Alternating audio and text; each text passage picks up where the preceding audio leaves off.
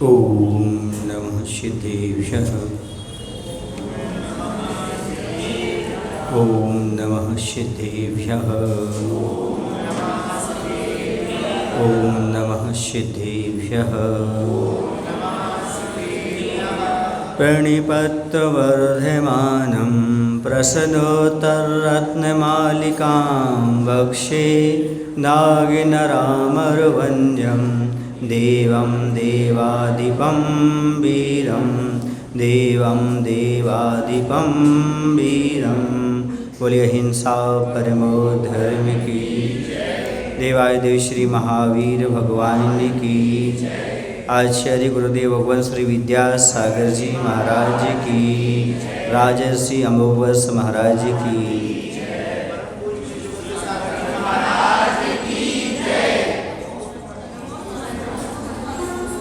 श्लोक नंबर 8वें का प्रश्न प्रारंभ हुआ था कि श्लोक में किससे भय होता है। संसारी प्राणी किसी से डरे या न डरे, मौत से अवश्य डरता है, मरण से अवश्य डरता है।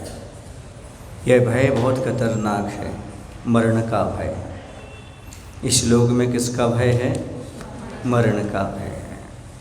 भय क्या करता है? जो भय होता है वह सभी प्रकार के सुखों को दुख में परिवर्तित कर देता है। यदि व्यक्ति को मौत का भय आ जाए तो सामने जितने भी सुख हैं वो सब किसमें परिवर्तित हो जाएंगे?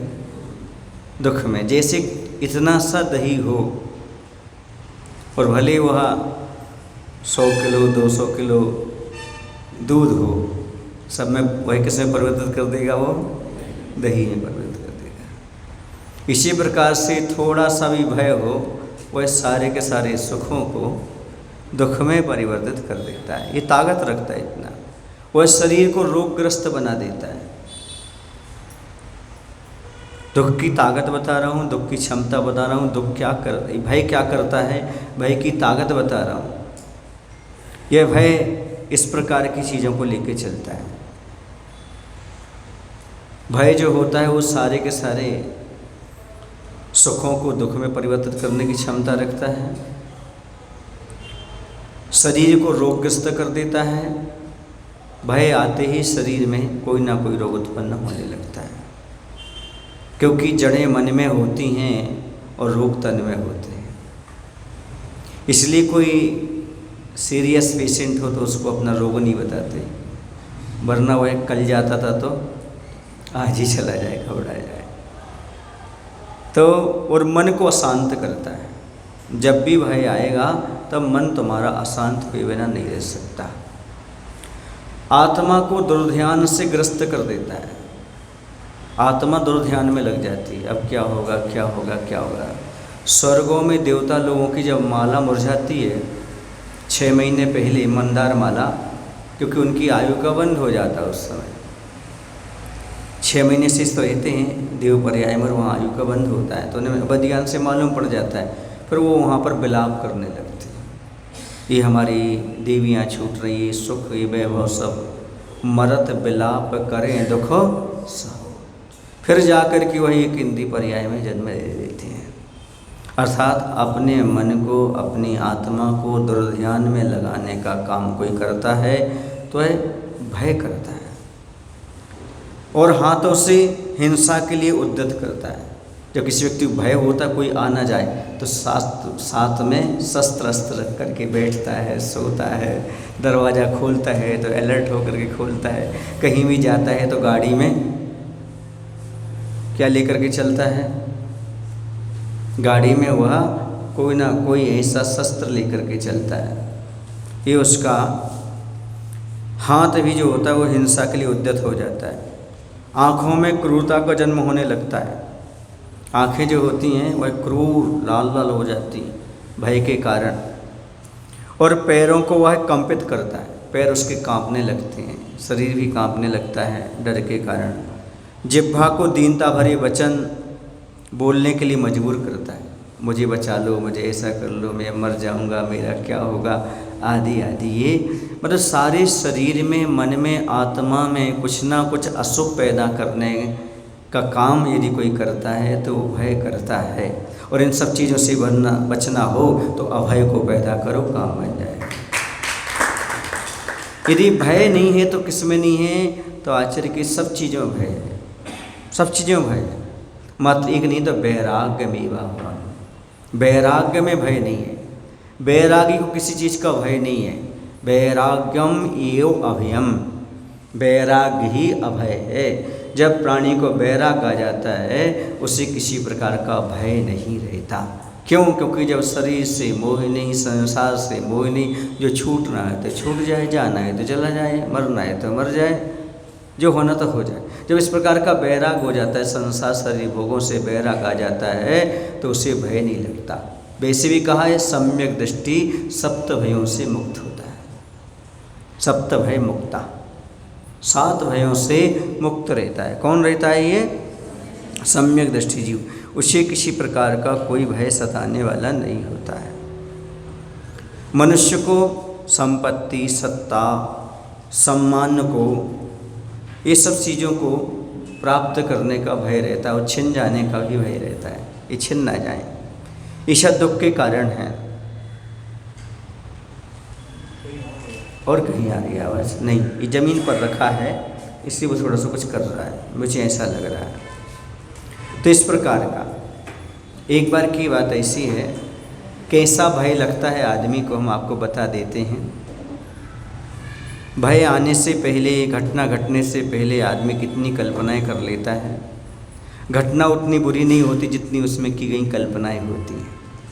घटना उतने दुख नहीं देती जिससे घटना घटने वाली उसमें कल्पनाएं जो हैं वो उतना दुख देने लगती हैं।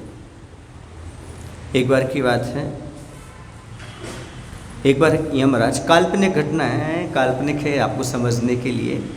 एक बार यमराज एक नगर की ओर जा रहे थे। रास्ते में उन्हें एक सेठ जी मिल गए। सेठ जी से यमराज की दोस्ती हो गई। उन्हें कहा क्यों भाई यमराज तुम कहाँ जा रहे हो? बोले फलाने फलाने गांव जा रहा हूँ, अमुक गांव जा रहा हूँ। कारण उस गांव में आज जो है ना 100 लोगों की मृत्यु है, उन्हें लेने के लिए जा रहा हूँ। ठीक है, लेकिन एक काम करो, जब मेरी आए मृत्यु तब मुझे बता देना ताकि मैं अलर्ट हो सकूँ। ठीक है, यमराज ऐसा कह करके निकल गया। जब लौट करके आया तो यमराज 1000 लोगों को लेके जा रहा था। सेठ ने पूछा, अभी तक तो इंसान झूठ बोलते थे, यमराज भी झूठ बोल रहा है। कहा था 100 लोगों की मृत्यु तो 1000 लेके जा रहे हैं। बोली मृत्यु तो 100 की थी, लेकिन जब इनको पता पड़ गया कि 100 लोग मरने वाले हैं तो 900 उसके भय से मर गए। समझ में आया? 900 लोग मृत्यु के भय से मर गए। बात समझ में आ रही है आपको? बस यही दशा कोरोना काल में हुई थी। कोरोना काल में इतने लोग मरना नहीं थे, लेकिन जब देखा हॉस्पिटल में सामने से वो कल आया था चला गया, वो परसों आया था चला गया, वो 1 घंटे पहले आया था चला गया, अब मुझे भी जाना पड़ेगा। ऐसा वह भय के कारण उसका सारा का सारा सुख दुख में परिवर्तित हो गया। उसका जो शरीर था वह रोगग्रस्त हो गया और अशांत हो गया और अटैक आया और चला गया। मौत से कम मरे, भय से ज़्यादा मरे। ये भय बहुत खतरनाक होता है। भय का भूत हवा का जाड़ा, जब देखो जब आगे ठाड़ा। बुंदेलखंड में कहावत है, जब भय हो तो पहले अपने यहाँ देखा जाता था कि एक वो जी टीवी चलती थी ना, जी टीवी, उसमें एक हॉरर शो आता था। जी हॉरर शो आता था तो रात में देख करके सोते थे उसको और मान लो रात में कहीं उठे है ना, तो कहीं कोई कपड़ा लटक रहा हो तो कपड़ा ही भूत सा दिखता है। ये कहलाता भय का भूत। और हवा का जाड़ा, जब भी हवा चलने लगे तो ठंडी लगने, जाड़ा माने ठंडी लगने लगती, जब हवा आ जाए तब ठंडी, है ना। तो भय को भूत हवा को जाड़ो, जब देखो जब आगे ठाड़ो, तब देखो जब वह उत्पन्न हो जाता है तब दिखाई देने लगता है। ये भय का भूत है। किसका भूत है? भय के भूत से लोग मर जाते, भूत से नहीं मरते, भय के भूत से बहुत सारे लोग चले जाते। ये भय का भूत बहुत खतरनाक होता है, इससे बचो। ये कह रहे हैं संसारी प्राणी जो है इसी कारण से करता है। देखो आचार्य कहते हैं मृत्यु तो आपका उपकार करने वाली है। क्यों? जैसे आपके शरीर के कपड़े पुराने फटे हो गए तो उसको कोई बदल कर दूसरे दे दे तो उपकारी है कि नहीं है? ऐसे ही तुम्हारी शरीर जो है ना जीर्ण शीर्ण हो गया, अब ये बदल करके मौत तो बैक्टीरिया शरीर देने वाला है, उपकारी है कि नहीं है? ये शरीर जो है चूल्हा है, जैसे कि ये आपके कपड़े हैं। जैसे आप कपड़े रोज बदल लेते हो वैसे ये आत्मा भी चूल्हा बदल लेती है। अब जीर्ण शीर्ण हो गया फिर भी उसको सजा रहे हो, संभाल रहे हो। अभिनेत्री जैसे हो गए हैं 75 के दिखना चाहते हैं, वो 45 के। संभालते संभालते क्या करेंगे आप? कुछ नहीं कर पाएंगे इसके लिए, क्योंकि ये आउट ऑफ डेट होने वाला है। जो आउट ऑफ डेट होने वाला हो उसे अप टू डेट बनाने में पाप मत कमाओ, समय मत कमाओ। इसकी out of date expiry date आ चुकी है। अब आपको नहीं पता तो मैं क्या करूँ? कल एक की आ गई थी, चला गया। समझ में आ रहा है? ये है कुछ ना कुछ कहीं ना कहीं चलता रहता है। इससे क्या, ये तो आएगी, इससे घबराने की जरूरत नहीं है। सुन रहे हैं आप लोग कि नहीं? मरना तो पड़ेगा, चाहे हंस के मरो चाहे रो के मरो, चाहे विवेक पूर्वक मरो चाहे मूर्खता पूर्वक मरो, चाहे हॉस्पिटल में मरो चाहे मंदिर में मरो, चाहे तुम आत्मोध्यान करते मरो चाहे गुरु का संबोधन प्राप्त करते हुए मरो, मरना तो पड़ेगा। ये तो हमारी चॉइस है, हमें कहाँ मरना है। कुछ लोग ऐसे हैं जो अपने बच्चों से कहे रखे हैं, बेटा यदि हमारा अंत समय आए तो हॉस्पिटल नहीं ले जाना, बल्कि ले जाना तो किसी गुरु महाराज के पास ले जाना, ताकि हमारा अंत समय से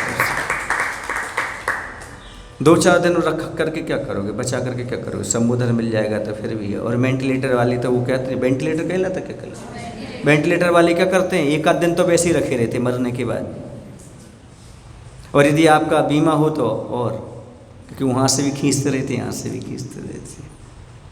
वो तो कह देते हैं जब मर जाता है तब वो 2-5 घंटे रख लेंगे, 1 आध दिन रख लेंगे, फिर कहेंगे भैया अब ये घर ले जाओ आप। ऑक्सीजन लगी रहेगी तो पंपिंग चलती रहती है, तो ऐसा लगता है जैसे इसमें अभी प्राण है। और देखो जब तक डॉक्टर मृत घोषित न कर दे तब तक वो पॉलिसी भी काम नहीं करती है आपकी। एक क्या लगता है वो, हाँ, जब तक आपका उसकी डेथ सर्टिफिकेट ना मिली तब तक वह क्या नहीं करता, वो एक्सेप्ट नहीं करता। कौन? इसलिए भैया ठीक है जैसा है ऐसा करके रखते रहते हैं, कैसे निकाल लें।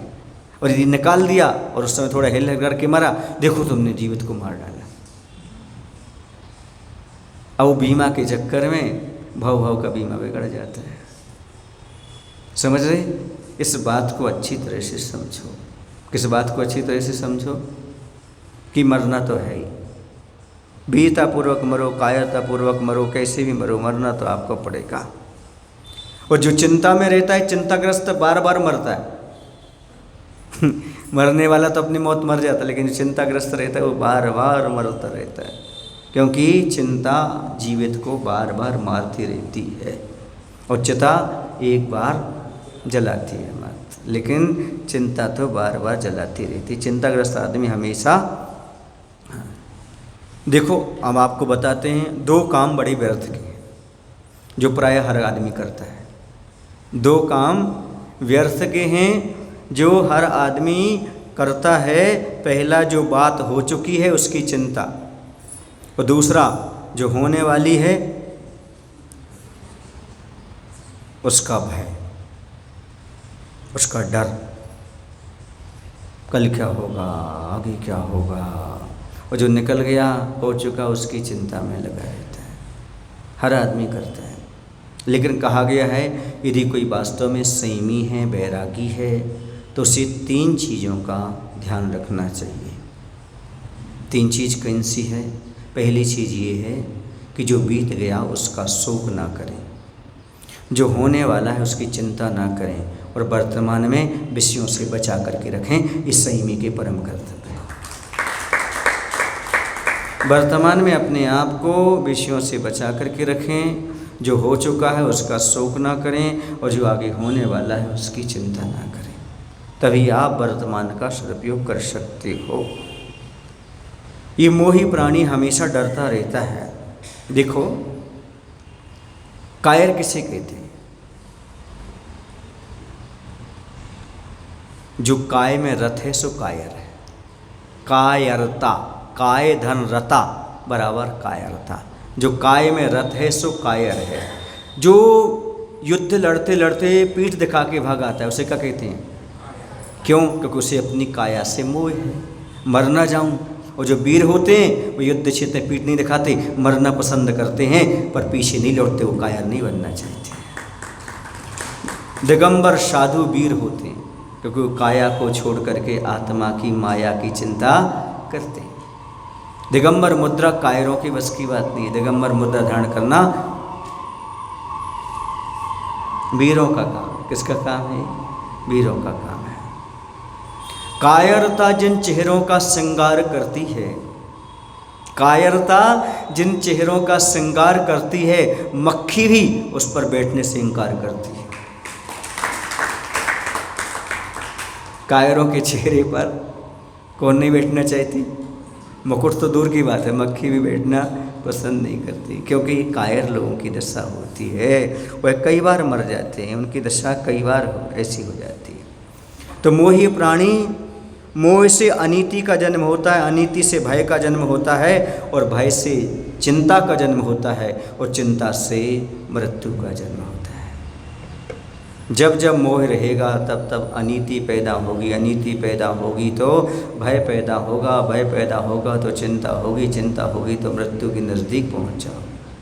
एक के बाद एक क्रम से लगे हुए मोह, अनीति, भय, चिंता और मृत्यु। इसलिए यहाँ पर बहुत अच्छे से कहा जा रहा है, आचार्य कहते हैं मृत्यु तो महोत्सव है, इस शोक पत्र क्यों छपवा दिया? जन्म को अच्छा नहीं माना लेकिन मृत्यु को अच्छा माना है। क्यों? क्योंकि समाधि मरण से भाव सुधर जाता है, इसलिए मृत्यु महोत्सव मनाया जाता है, समाधि मरण दिवस मनाया जाता है।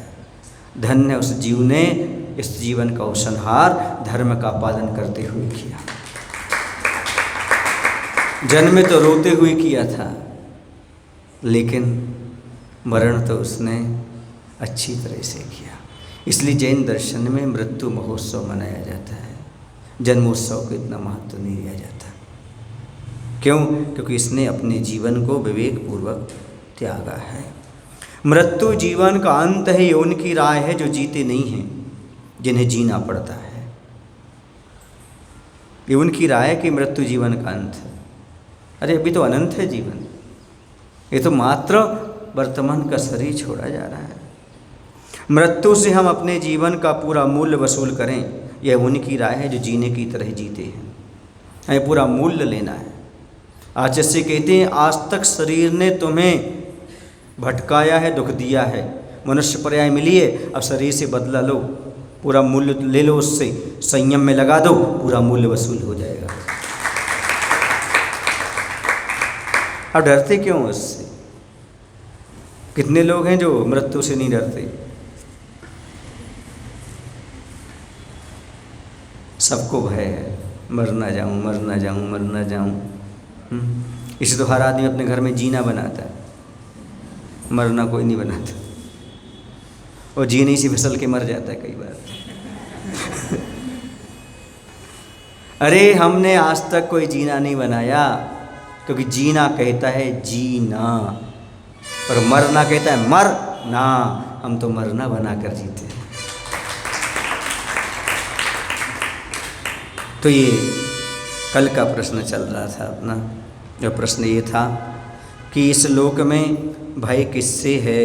तो मरण से। अब दूसरा प्रश्न है अंधात अपि कहा विशिष्यते, अंधे से भी कौन बढ़कर है? तो कहते हैं रागी जीव। अंधे से विशिष्ट अंधा कौन है? विषयासक्त जीव। रागी मतलब जो पंचेंद्रिय के विषयों में आसक्त है, ऐसा प्राणी अंधा होकर के भी, अंधों से भी, आँख वाला होकर भी अंधों से भी ज़्यादा अंधा है, विशिष्ट अंधा है, क्योंकि विषयों में फंसा हुआ है। समझ गए? विषयों में फंसे व्यक्ति की तस्वीर आपके मंदिर में बहुत सुंदर है। ये देखो जरा कैमरे में लेना भाई, आ जाए तो आ जाएगी, जरा ले। ये है विषयासक्त व्यक्ति की तस्वीर। संसार दर्शन दिख रहा है। संसार दर्शन का अर्थ है ये विषयासक्त है। कैसा विषयासक्त है? ये जो है जीवन का पूरा आयु का वृक्ष है, काल रूपी हाथी उसके लिए उखाड़ने के लिए तैयार है। नीचे 5 सर्प हैं, 4 गतियां हैं, एक निगोद पर्याय है। जो बड़ा है वो निगोद है। ऊपर जो है ना, ये जो चूहे हैं, ये शुक्ल पक्ष और कृष्ण पक्ष हैं, काले और सफ़ेद, वो जो आपके जीवन रूपी डाली को काट रहे हैं। और ये पंचेंद्र के विषय मधुमक्खी की जो शहद है, शहद की एक बूंद है, वो आपके सामने बाजू में जो है ना, वो विमान है, वो गुरु हैं। वो कह रहे बेटा आओ हम तुम्हें बचा लेते हैं। वो कहता एक बूंद और, एक बूंद और, एक बूंद की चाहे चाहे में गुरु का विमान चला जाता है। वह पट्ठा कृष्ण पक्ष, जब शुक्ल पक्ष जो उसकी आयु की डोर को काट देते हैं, डाल को वह नीचे गिर जाता है और चतुर्गति में भ्रमण करने लगता है। यह है विषयासक्त प्राणी, अंधे से भी अंधा। गुरु समझा रहे हैं, बता रहे हैं, उपदेश दे रहे हैं, कह रहे हैं, फिर भी वह तैयार नहीं हो रहा है। वो कह रहा है एक बूंद और, एक बूंद समझते हैं आप? नहीं अभी शादी हो जाने दो, नहीं अभी थोड़ा सा बच्चे हो जाने दो, नहीं अभी थोड़े बच्चे बड़े हो जाने दो, अपने पैरों पर खड़े, फिर एक बूंद और। क्या एक बूंद और? बच्चों की शादी हो जाने दो, फिर एक बूंद और, नाती पोता देख लेने दो, और फिर और एक एक बूंद बूंद की चाह में गुरु चले जाते हैं। वह पट्ठा एक बूंद और, एक बूंद और, हाँ, एक एक बूंद में पूरा का पूरा जीवन समाप्त कर देता है। और क्या होता है? ये सब नीचे कुएं में गिरता है। 5 सर्प मुँह फाड़े रहते हैं, अपने अपने करवान करके उन गति में वह चला जाता है, निगोद में भी चला जाता है। ये संसारी प्राणी विषयासक्त मनुष्य की दृष्टि है। इसे संसार दर्शन लिख दिया, ये संसार दर्शन नहीं है, वास्तव में ये यदि है तो विषयासक्त प्राणी की दशा है। ये विषयासक्त प्राणी की, एक बार आचार्य ने प्रवचन में कहा था, ये चित्र मंदिरों में नहीं होना चाहिए, ये चित्र तो बेडरूम में होना चाहिए, शयन कक्ष में होना चाहिए, ताकि उसे मालूम पड़े हम कितने एक बूंद की चाह में पड़े हुए। हर व्यक्ति के शयन कक्ष में ये होना चाहिए, ताकि उससे अलर्ट रहना पड़े, वो समझ जाए कि देखो हम सोने में कितनी ज़िंदगी गुजार रहे हैं, बोझा ढोते में, भोगों में पूरी ज़िंदगी हम गुजार रहे हैं। उसे ये भान हो सके। मंदिर में लगाने से क्या फ़ायदा है? मंदिर में तो भगवान को देखता है, स्वाध्याय करता है, मंदिर में ज़्यादा पढ़ते नहीं। ये तो हमने तुम्हारी दृष्टि वहाँ तक पहुँचा दी। इतना चिंतन कौन करता बैठता है वहाँ पर कि कैसा है, ये चूहे कौन है, और ये डाल कौन है, कौन कृष्ण पक्ष है, कौन शुक्ल पक्ष है, कौन काल है, कौन चार गति है, कौन निगोद है, कौन गुरु है, कौन है, देख लिया बस। हाँ एक लटका आदमी है, बस हो गया। ऐसा देख कर कई बार निकल गए होंगे। चिंतन कितनों ने किया होगा कि भाई ये 5 सांप क्यों हैं, संसारिक हुआ क्यों है? बहुत कम लोग सोच पाते, विचार कर पाते हैं। मैंने पहली बार आचार्य का पटनागंज क्षेत्र पर अच्छे होश आवास में इसी प्रवचन को सुना था।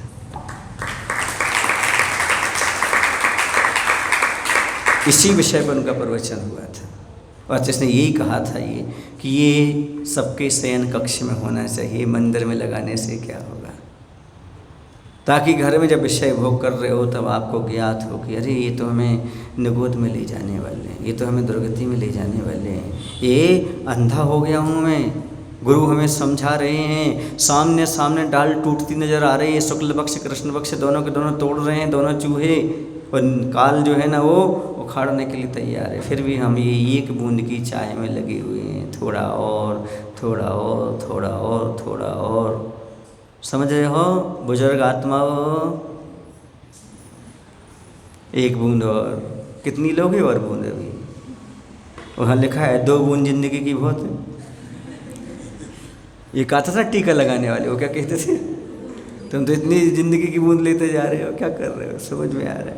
कल का कोई भरोसा नहीं, आगाह अपनी मौत से कोई बसर नहीं, सामान है 100 बरस का, पल की खबर नहीं, पल भर का क्या हो जाए पता नहीं। तो इस प्रकार की है, अनासक्त जीवन जियो। आसक्ति में क्या रखा है? एक बहुत अच्छा एग्जाम्पल मिलता है आसक्ति का, विदेश का है वो, लेकिन वहाँ पर ये बहुत अच्छी शिक्षा दी गई। एक किसी राजा ने कहा कि भाई हम तुम्हारे लिए जितनी चाहो उतनी ज़मीन दे सकते हैं, लेकिन शर्त इतनी है, आपको सूर्योदय से होते ही दौड़ना पड़ेगा।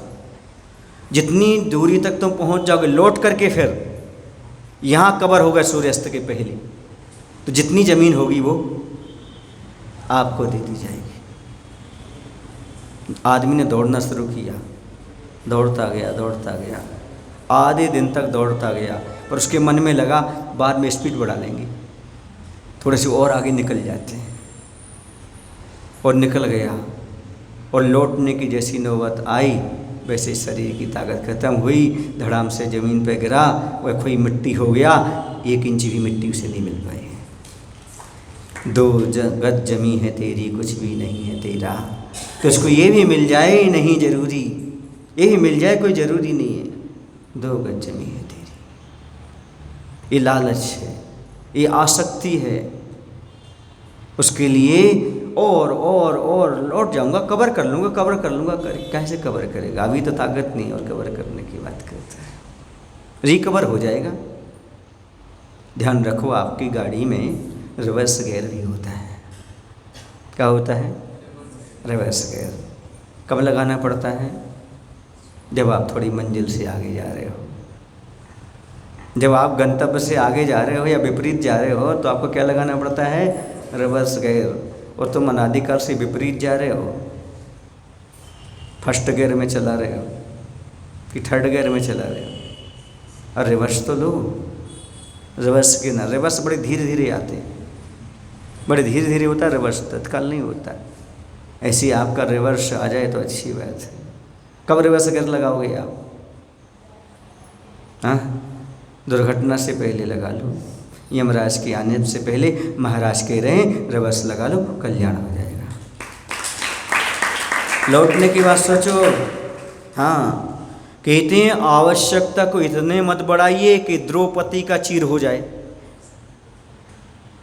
जितनी खींचते जाओ उतना बढ़ता जाए।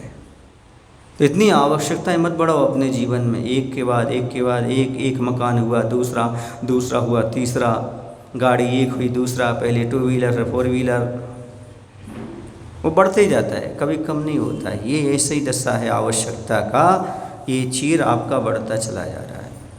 क्योंकि इस सारी चीज़ों का काम एक ही है, या तो इन्हें दान कर जाओ, या भोग जाओ, या नाश को प्राप्त होंगे। ये धन दौलत ऐसी ही है। तो यहाँ पर स्पष्ट रूप से कहा जा रहा है, इन विषयों में जो सुख होता है, बहुत अच्छी बात थी, मैंने पढ़ी थी आदि पुराण में, और आदि पुराण के 2 भाग के श्लोक नंबर 208 के पृष्ठ नंबर 400 लगभग 64 पर, कि करेला मीठा क्यों लगता है। करेला मीठा क्यों लगता है, अर्थात आदमी करेला क्यों खाता है। हर किसी को मीठा नहीं लगता, लेकिन उस व्यक्ति को करेला बहुत मीठा लगता है। तो उन्होंने लिखा वहाँ पर, इन विषयों से जो सुख होता है वह दुख का ही महत्व है। इस दुनिया में दुख ना होता तो किसी को ये पंचिंदी का सुख जैसा नहीं लगता। तो इन विषयों में जो सुख लग रहा है, ये सब दुख का ही महत्व है, क्योंकि जो करेला मीठा लगता है वह भूख का ही महत्व है। तीव्र भूख लगती है तो करेला भी मीठा लगने लगता है, और यदि पेट भरा हो तो मीठा भी करेला जैसा लगने लगता है। इसलिए एक आध बीच में उपवास करना जरूरी हो जाता है, कहीं मीठा करेला जैसा ना लगना पड़ेगी। बात समझ में आ रही है आपको? क्या करेला भी मीठा क्यों लगता है? ये भूख का महत्व है। ऐसी पंचेंद्र के विषय क्यों अच्छे लग रहे हैं? इतना दुख है। अच्छा ये बताओ, आप लोगों के लिए संगीत अच्छा लगता है? कितने लोगों को अच्छा लगता है संगीत? और यदि बुखार हो तो कोई आजू बाजू से भी आवाज़ आ जाए तो आप कैसे कहें कि अच्छा लगता है? अच्छा तब लगता है आपको जब आपका मन अच्छा हो। समझ में आया ना? और जब आपका मन अच्छा ना हो तो चांदनी भरी रात में बरसात बुरी लगती है। चांदनी भरी रात में बरसात बुरी लगती है, और घर में पड़ी हो अर्थी तो बारात बुरी लगती है, और जब दिल में हो कोई दर्द तो बंधु हर बात बुरी लगती है। हर बात बुरी लगती है। ऐसे जब आपको कुछ वो हो ना तो संगीत बेकार लगता है। यदि घर में अर्थी पड़ी हो तो बारात कैसी लगती है? बुरी। और चांदनी भरी रात अच्छी हो, छत पर बैठे हो और क्या करने लगे? बरसात होने लगे, बुरी लगती है। ऐसी दिल में दर्द तो हर बात बुरी लगती है। इसलिए करेला जो है ना कब मीठा लगता है? ऐसी पंचेंद्र के विषय कब अच्छे लगते? जब दुख की अधिकता हो जाती है। दुख का हर्ष से गुजर जाना है दबा बन जाना। दुख दुख सा नहीं लगता जब हो जाए पुराना, बहुत पुराना हो जाता है ना? इसलिए आपको दुख दुख जैसा प्रतीत नहीं होता। यहाँ पर इसी बात को समझने की आवश्यकता है। जो व्यक्ति हमेशा आसक्त बना रहता है वो हमेशा दुखी बना रहता है। विषयासक्त व्यक्ति हमेशा दुखी रहता है। आगे चलते हैं। अगला प्रश्न है, कहा सूरो यो ललना लोचन वाणी नाचे व्यथिता। शूरवीर कौन है? सुन लो शूरवीरो, ए बेचारो। शूरवीर सुन लो किसे कहते हैं। शादी के बाद आदमी बेचारा हो जाता है, चूहा हो जाता है। अब शेर की बात सुन लो कैसा होता शूरवीर, जो स्त्रियों के नेत्र रूपी बाणों से विचलित नहीं होता, मनोविकार पर विजय प्राप्त कर लेता है, वह शूरवीर होता है। और जो स्त्रियों के नेत्र कटाक्षों से बाणों से घायल हो जाता है वह कायर माना जाता है। इसे शादी के बाद बेचारा हो जाता है। तो मनोविकार जो अंदर है उन पर विजय प्राप्त कर लेना ही सच्ची स्वतंत्रता है, सच्ची शूरवीरता है। दुनिया को जीता तो क्या जीता, अपने मन को जीतो। जो दुनिया को जीतता है वो राजा होता है, और जो अपने मन को जीतता है वो महाराजा होता है।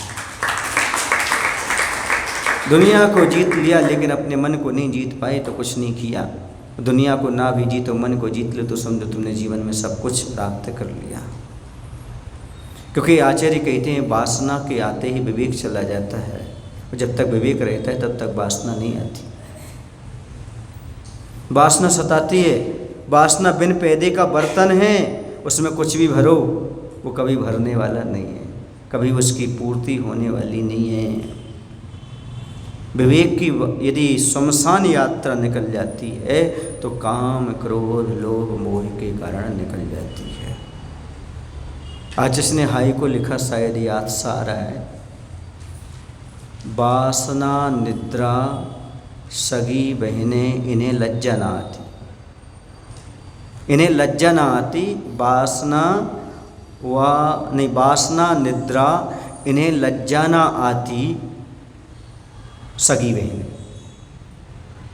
नींद कहीं भी आ जाएगी, निद्रा वासना, और वासना कहीं भी, मंदिर में ही वासना उत्पन्न हो जाए, मंदिर में भी नींद आ जाए, तो ये दोनों वासना और निद्रा इन्हें लज्जा नहीं आती, ये सगी बहनें।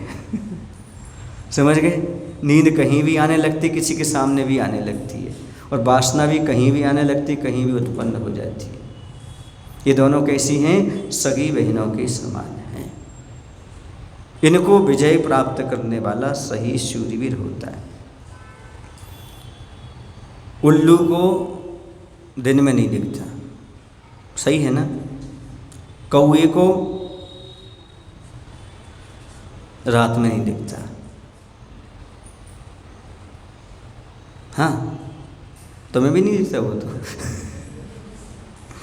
उल्लू को दिन में नहीं और कौए को रात में नहीं, लेकिन जो काम वासना से ठगाया गया है कामांध व्यक्ति को न दिन में दिखता है ना रात में दिखता है। 24 घंटे उसके जीवन में अंधेरा अंधेरा ही रहता है। कुछ दिन पहले की घटना है, आसाम की घटना है शायद।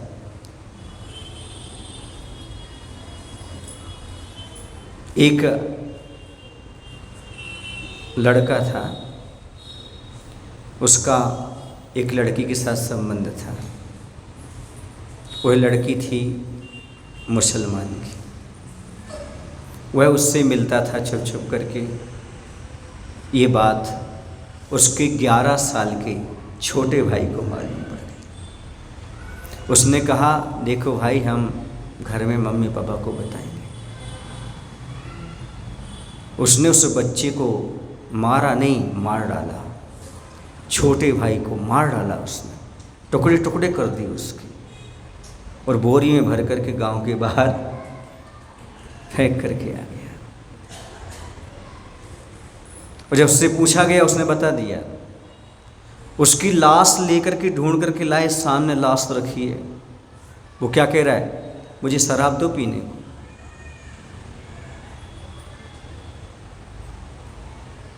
समझ में आ रहा है कहाँ गया विवेक। वासना का भूत सवार, ना भाई दिखा, ना माँ, ना पिता, ना धर्म, ना कुल। वो अभी शराब पीने की बात कर रहा है। मुझे जब उन्होंने बताया, चूँकि यहाँ पर कोई उनके रिलेशन में थे, उन्होंने हमें आकर के बताया कि महाराज ये ऐसी ऐसी घटना घट गई, रोंगटे खड़े हो गए। सोचो अभी वो जेल में होगा, अब छुड़ा लिया हो तो परिवार ने तो नहीं कह सकते, लेकिन देखो तो यह है वासना का भूत। एक मुसलमान लड़की के लिए धर्म कर्म परिवार सबको तिलांजलि दे दी। क्या दशा हो, क्यों? क्योंकि जैसी संगति वैसी मति। क्रूर परिणामियों से, हिंसकों से तुम दोस्ती रखोगे, तुम्हारे परिणाम भी हिंसा के आ जाएंगे। जैसे वो पशुओं को काट देते हैं, वैसे उन्हें मनुष्यों को काटने में भी कोई पाप नहीं लगता। पाप मतलब पाप जैसा दिखता नहीं उनको, पाप तो लगता होगा पर दिखता नहीं उनको, ऐसा महसूस नहीं होता कि ये पाप हो रहा है। ऐसी संगति का ही दुष्प्रभाव है, ऐसी दशा। इसलिए कहते हैं इनसे अपने बच्चों को, परिवार को बचा करके रखो, ताकि वह कुछ अपने जीवन में सीख सकें। क्योंकि वहाँ साधु संगति नहीं मिलती, साधु संगति नहीं मिलती तो इस प्रकार की परिणति हो जाती है। कभी साधु की संगति में आते तो कुछ समझ पाते। क्या करें, किसी कवि ने लिखा है पता नहीं, स्त्री के शरीर में चुंबक है या पुरुष के शरीर में लोहे कर्ण है, अनायास ही एक दूसरे को आकर्षित करते रहते। ये दशा संसारी प्राणी की रहती है। या नारी की स्त्री में कहें लोहे कर्ण हैं, लोहे के कर्ण, और मनुष्य में चुंबक, जो एक दूसरे को आकर्षित होते रहते। वर्तमान में वासना का भूत ये हो गया, गर्लफ्रेंड और बॉयफ्रेंड बनाने का चक्कर चल रहा है। एक एक दो दो नहीं है, एक नई पद्धति। अच्छे सभ्य परिवारों के लोग भी शादी के पहले रिलेशनशिप, क्या कहलाता है वो, लिव रिलेशन, यही चल रहा है। एक दूसरे को देख लो, समझ लो आप, ये दशा है। ये सब पहले चल रहा है, वैधानिक चल रहा है, तो ये दशा है। एक विद्वान ने शादी नहीं की, उससे पूछा भाई तुमने शादी क्यों नहीं की? बोले मैं दो भूतों को नहीं संभाल सकता। उसने पूछा कैसे? बोले मेरा मन एक भूत है और वो आ जाएगी, उसका मन भी भूत है, मैं दो भूतों को कैसे संभालूंगा? भूत समझ से वो मांग रखता है, मुझे ये दो, मुझे ये दो, मुझे ये दो, उसकी मांग पूरी करना पड़ता है। ऐसे मन भी 24 घंटे हमें ये, तो दो भूतों को कौन संभालूंगा? धन है आप लोग शादीशुदा लोग जो दो भूतों को संभाल रहे हैं। तो ताली नहीं बजाइए इस वक्त। और एक और आ गया तो 3 दिन भूत, अब तो लग गई भभूत। बहुत कठिन काम सा लगता है।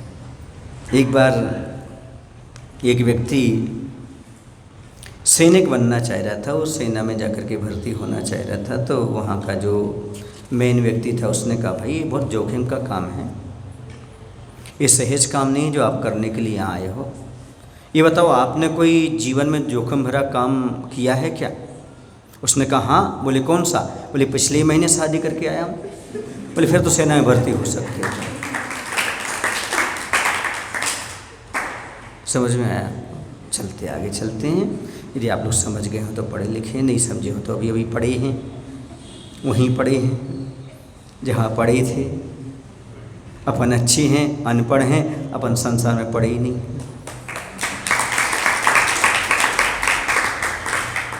अपन पढ़ते हैं श्लोक नंबर 9। पातुम कर्णांजलिभिः कि ममृतमेव बुध्यते सदुपदेशः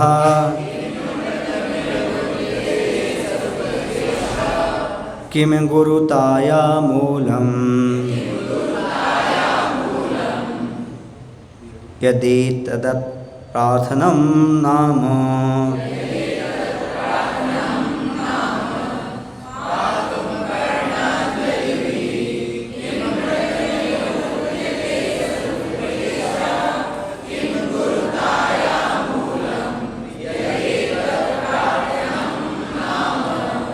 कर्णांजलि भी, कान रूपी अंजलि से। देखो ना, 2 हाथ होते तो क्या बन जाती है? अंजलि। समझ गए ना? ऐसी बन जाती है अंजलि। वैसे ही दोनों कान हैं तो दोनों कान रूपी को अंजलि बनाओ। फिर क्या ग्रहण करो? कर्ण रूपी अंजलि से पातुम, पीने के लिए, अमृतम एव, अमृत के समान, किम बुध्यते, क्या कहा गया है, बुद्धिमान लोगों ने क्या कहा है, या क्या जाना जाता है। सदुपदेश, सदुपदेश, दोनों हाथों से अंजलि बनाकर पीने योग्य क्या है? गुरु का सदुपदेश। गुरुताया मूलम, बड़प्पन का मूल कारण क्या है? एतत् यत्, यह कि अप्रार्थनम नामो, अयाचक वृत्ति। आप लोग बोलते तो बोलते आयाचक वृत्ति, आयाचक नहीं, अयाचक वृत्ति। क्या बोलना है? अयाचक वृत्ति है। तो सुन लो, अब एक एक पर अपन थोड़ा सा समझते हैं। सबसे पहले कहा, हे भगवान, दोनों कानों से पीने के लिए अमृत के समान क्या जाना जाता है? अमृत के समान कौन सी ऐसी चीज़ है जो हम दोनों कानों से पी सकें? तो उन्होंने कहा सदुपदेश। इतना कह करके वह चुप हो गए। सदुपदेश किसे कहते हैं? सत माने सच्चा, उपदेश माने ज्ञान। जहाँ से आपको प्राप्त होता जाए वहाँ लेते जाओ। जैसे सूर्य के उदय होते ही रात्रि का अंधकार समाप्त हो जाता है, ठीक वैसे ही गुरु के सदुपदेश से मिथ्यात्व रूपी अंधकार नष्ट हो जाता है। और मिथ्यात्व का अंधकार नष्ट हो गया तो समझो आपका अब अर्धपुद्गल परावर्तन काल शेष रहा। आप मृत्युंजयी बन जाएंगे। आप अमृत को पान कर गए, ये मान करके चलेगा। वो अमृत तो हमने नहीं देखा, और अमर हमने नहीं देखा कि देवता जो होते वो अमर हो जाते हैं। क्या पी करके? अमृत पी करके। क्योंकि अमृत का पान होता है देवताओं में, मांसिक आहार होता है देवताओं में, तो देवताओं के कंठ से अमृत झर जाता है। तो वो अमृत कैसा होता है? बताते हैं, गुड़ से मीठा शक्कर, शक्कर से मीठी मिश्री, और मिश्री से मीठा अमृत होता है। अमृत कैसा होता है? अपनों को तो अभी देखने को नहीं मिला, देवताओं ने पिया है, लेकिन वो भी मरते हैं अमृत पी कर भी। अमर इसलिए कहा है कि पूरी आयु पर्यंत रहते हैं वो। समझ आया ना? तो वो अमृत तो नहीं पता कि उससे हम मृत्यु को जीत पाएंगे नहीं जीत पाएंगे, लेकिन गुरु का जो उपदेश है वो अमृत के समान है, जिनवाणी अमृत के समान है, जो हमें मृत्युंजयी बना देगा। तो ज्ञान प्राप्ति मतलब सदुपदेश, इसका अर्थ क्या है? मात्र कानों से सुनना नहीं है, उसका मनन चिंतन करके जीवन में उतारना भी है, तभी वह हमारे लिए कार्यकारी है। पीना मतलब अंदर तक जाना चाहिए, कुल्ला नहीं करना, पीना है। आप लोग क्या करते हो? कुल्ला करके चले जाते। मंदिर में आए, महाराज को उपदेश दिया, अंजलि में लिया, कुल्ला किया, बाहर गए, थूका निकल गए, अंदर कितना गया? यदि आप अंदर लोगे तो कुछ असर पड़ेगा, बाहर मात्र निकाल लेने से कुछ भी असर नहीं पड़ता कुल्ला करने से। आज तक धर्म उपदेश तो सुना पर कुल्ला किया, कभी अंदर तक प्रवेश नहीं किया। जिसके अंदर प्रवेश कर जाता है पर वह उसके बिना एक क्षण भी रह नहीं सकता, उसका जीवन ही परिवर्तित हो जाता है। तो ज्ञान प्राप्ति का मतलब केवल रटना नहीं है, बल्कि उसे व्यवहार में लाना है। गुरु से प्राप्त जो ज्ञान है व्यवहार में लाता है, उसका ज्ञान सार्थक हो जाता है, और जो व्यवहार में नहीं लाता है उसका ज्ञान प्राप्त करना सार्थक नहीं होता। आपने शहद देखी? शहद, इतनी शहद रहती, शहद क्या बोलते? मधु। हाँ, बहुत सारे छत्ते में इकट्ठी हो जाती। कहाँ से आती है? एक एक कण कण वह फूल आदि से पराग कण ग्रहण करती है मक्खियाँ, और वहाँ जाकर इतना सारा संचित कर देती है।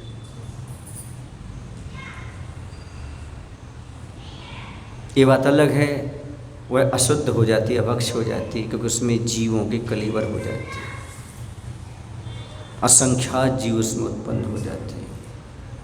इसलिए एक बूंद शहद को खाने से 7 गांवों के जीवों को जलाने बराबर पाप लगता है। यहाँ पर एक दृष्टांत होता, मैं ये कह रहा था, जैसे मधुमक्खियाँ एक एक कण को इकट्ठा करके इतने सारे शहद बना लेती हैं, वैसे ही आप भी मधुमक्खी की तरह गुरु के एक एक वचन को इकट्ठा करते जाओ, आपको भी बहुत सारा ज्ञान प्राप्त होगा। सदुपदेश रूपी मिठास को इकट्ठा करते रहो, और इसको इकट्ठा करने का अर्थ है बाद में स्वीकार करना। ज्ञान का अंतिम लक्ष्य होना चाहिए चारित्र। ज्ञान का यदि अंतिम लक्ष्य चारित्र प्राप्त करना नहीं है तो ज्ञान प्राप्त करने का कोई मायना नहीं है। हमें जीवन में, सुनो, कितना पढ़ना चाहिए, अच्छे सुन लो, अपने जीवन में कितना, वही पढ़ो, वही सुनो, वही करो जिसके उपसंहार में आत्म शांति सुख का अनुभव कर सको।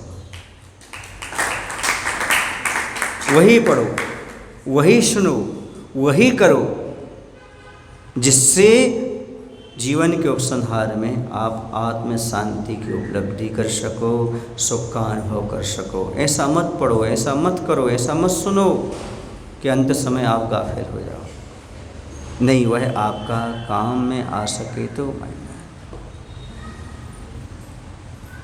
अब प्रश्न ये उठता है, महाराज जी वर्तमान में सदुपदेश सुनना क्यों अनिवार्य है?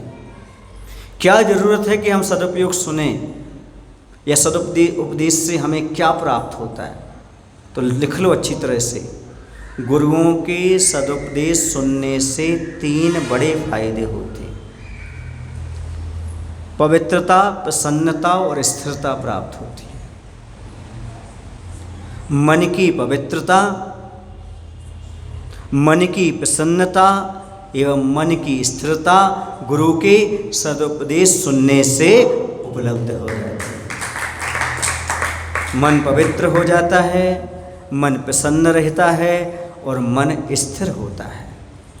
ये 3 चीज़ें गुरु के उपदेश सुनने से हमें उपलब्ध होती चली जाती है। यदि आप गुरु का उपदेश निरंतर सुनते हैं तो आपका मन प्रसन्न रहेगा, कभी आप डिप्रेशन में नहीं आ सकते। आप पवित्र रहेंगे, बहुत सारे पापों से आप बचते रहेंगे और आपका मन स्थिर भी होगा।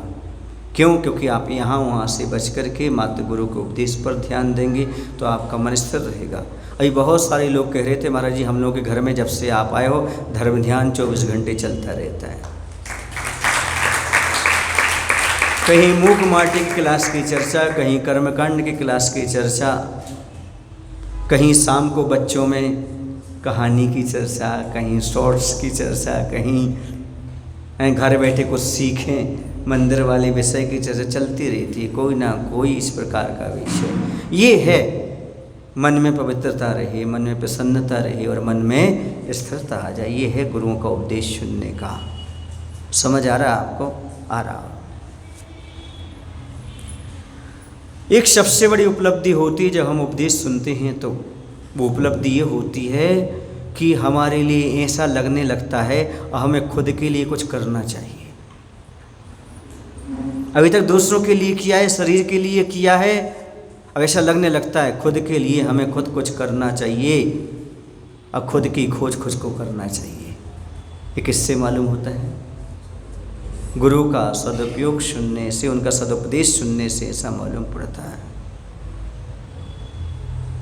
और आचार्य भगवंत को सुनने से तो ऐसे ही लगता है अपन को जीवन में कुछ करना चाहिए, अपन कुछ भी नहीं कर रहे हैं। क्योंकि हिमालय से भी ऊंचा और सागर से भी गहरा जिनका ज्ञान है, हिमालय से भी ऊंचा और सागर से भी गहरा जिनका ज्ञान है, वे विद्यासागर जी के रूप में इस धरती पर हमें मिली भगवान।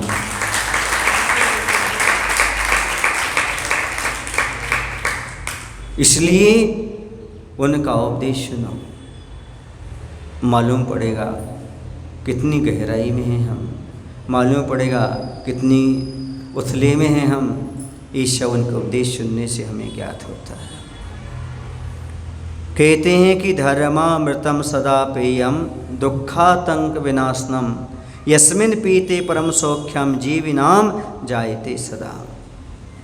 धर्म रूपी अमृत का सदा पान करो, ये दुख का आतंक का नाश करने वाला है। अंतक मृत्यु का भी नाश करने वाला, दुख का भी नाश करने वाला है। यस्मिन पीते परम सौख्यम, इसको पीते ही परम सुख प्राप्त होता है। जीवानाम जायते सदा, और अमृत को प्राप्त हो जाता है। ये जीव हमेशा के लिए अमर हो जाता है। इसलिए जिन धर्म या जिनागम रूपी तीर्थ में स्नान कर लो, कल्याण हो जाएगा, गंगा स्नान से नहीं। समझ में आ रहा है? गंगा स्नान से काम नहीं होगा।